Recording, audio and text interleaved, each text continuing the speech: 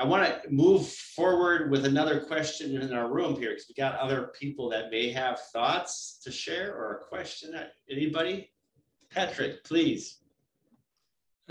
Yeah, I was just wondering what made you choose that specific center, and also the exchange between you two, and what reassured you, or what did they say to reassure you that they were the ones to go with?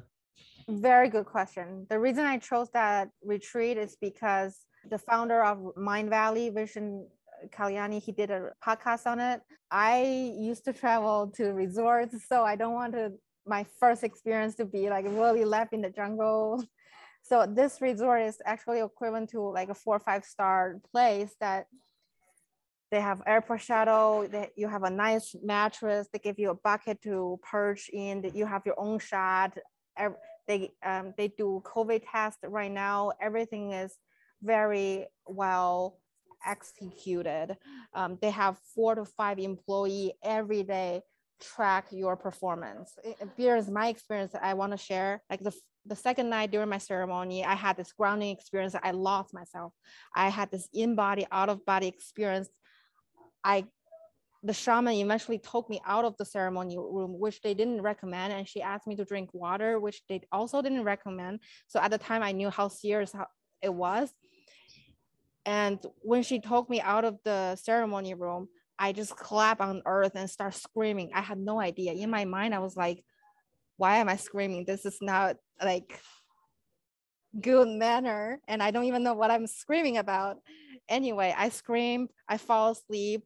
That was the second ceremony. And then the third ceremony, at the spot I was collapsing, I saw a pillow and the blanket outside under the moon. I was like, oh, that looked like it's for me. And then the third night, there was a mattress with a pillow and the blanket. So every night my experience was elevating, and I knew that was for me. I knew someone was taking care of me. And also that ayahuasca is legal in Costa Rica. It is currently illegal in the US. I want to do it in the proper way, the legal way. And that particular center I went to is licensed medical center. And the chief medical officer used to be the chief psychiatrist in a really well-established Malibu retreat for drug addicts and alcoholics. And the founder is a multimillionaire. I think it was my crowd. I want to be taken care of, and I trust these people. That's how I end up there. If you're interested, I will share a link about this place. Yes, please. So you went on your own? I went on my own, and I recommend you go on your own too.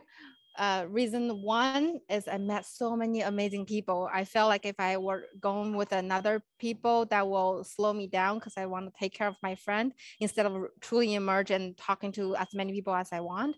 The second reason is really before, during, and after ayahuasca. If you want to go with your partner, they recommend no sex, no sexual activity before, during, and after, like 19 days after the experience. I don't see a point of going with anyone, really. So yes, I went with myself, and many people went by themselves. It was a great experience. Now I feel like I found my tribe. Excellent. I love how this whole presentation is working out. Cissy, you're sharing enthusiasm, and honestly, you're kind of at this phase of your development where you're really discovering some things, and you're being honest about your level of awareness about everything. But your bright energy is really teaching us all. Some things I was going over when I was doing some research this week. By the way, years ago, I studied this physicist, Fred Alan Wolf, and he went on a quest all over the world. He studied all these shamans. He went to the Peruvian jungle. He went to all these healers. And he was a physicist, so his consciousness was really tight and hardened. And he had migraines. And when he went through the ayahuasca ceremony, he broke the cycle of migraines.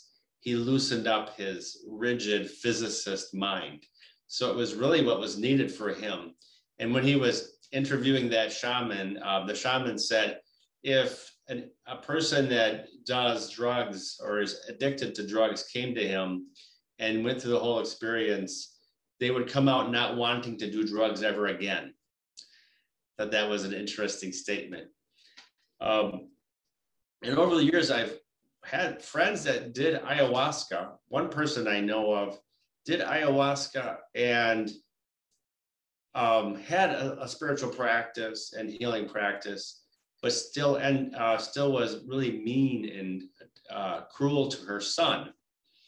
So that's not yet being fully integrated.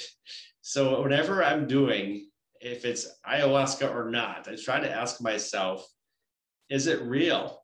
Am I changed in a fundamental way? Am I more kind to my wife? Am I embracing myself with more kindness and love?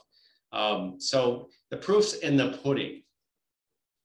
But some of the things that were being said is, for instance, that some of these things we do are actually crutches, and some of these things we do are actually helpful. They tease out things about ourselves and become more aware. One person that I've been studying recently, Gabor Mate, he's a specialist in trauma, how trauma drives addictions.